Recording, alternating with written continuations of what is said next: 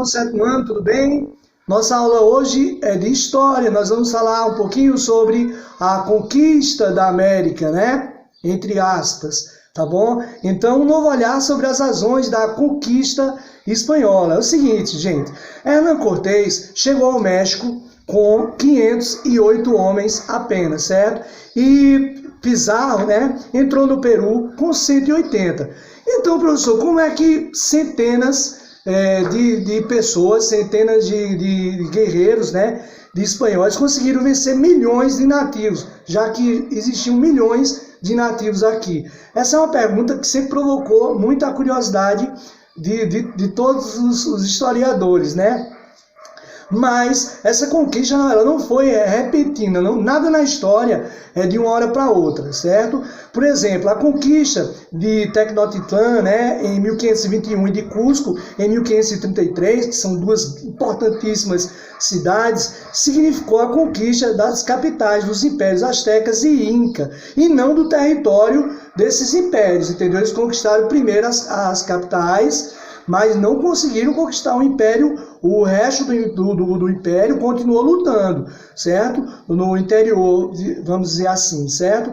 Então, por exemplo, para você ter uma ideia, o Chile foi um dos últimos países, né, a se render, e apenas no século XIX, certo? Aí nós temos alguns fatores, né, para que essa invasão tenha ocorrido dessa maneira. Como é que pouca gente, né, poucos guerreiros conseguiram dominar e conseguiram conquistar as terras de milhões de guerreiros? Primeiro vem a questão muito determinante das doenças. Quando os europeus vieram para cá, eles trouxeram muitas doenças, como nós sabemos, né? Inclusive aqui também, né, na América do Sul, quando os portugueses chegaram no Brasil, por exemplo, eles trouxeram muita doença. Então, muitos nativos morriam daqueles vírus, das bactérias, que eles não tinham, o corpo deles não tinha defesa para aquilo, certo? Em segundo lugar, os espanhóis souberam aproveitar da desunião e da rivalidade entre os povos, certo? Eles se aliavam a um determinado povo, faziam amizade ali, aí juntos eles guerreavam contra aquele outro povo e depois eles matavam todo mundo, na realidade, certo? Depois com quem ele tinha feito amizade, o espanhol, ele ia e matava aquele povo também, exterminava.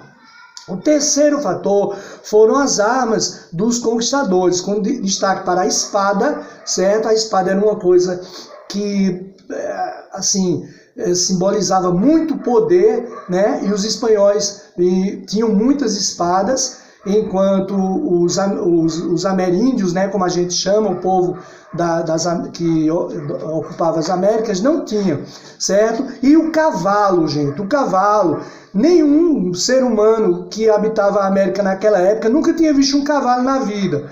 Quando chegaram aqueles homens vestidos daquela maneira, você imagine só a surpresa que os ameríndios tiveram, né? Chegaram aqueles homens com aquelas roupas, né, aquelas armaduras, aqueles animais altos assim, né, fortes, e espada, né, que eram coisas que eles nunca tinham visto. Eles tiveram muita surpresa, e isso foi um fator determinante, porque com o cavalo eles tinham mais mobilidade para guerrear, não é verdade?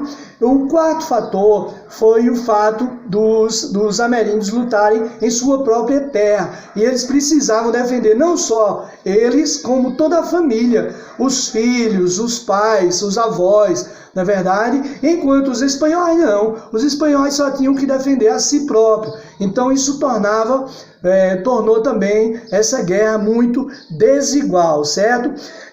Então, estudem mais um pouquinho sobre a colonização espanhola na América. É um tema muito rico.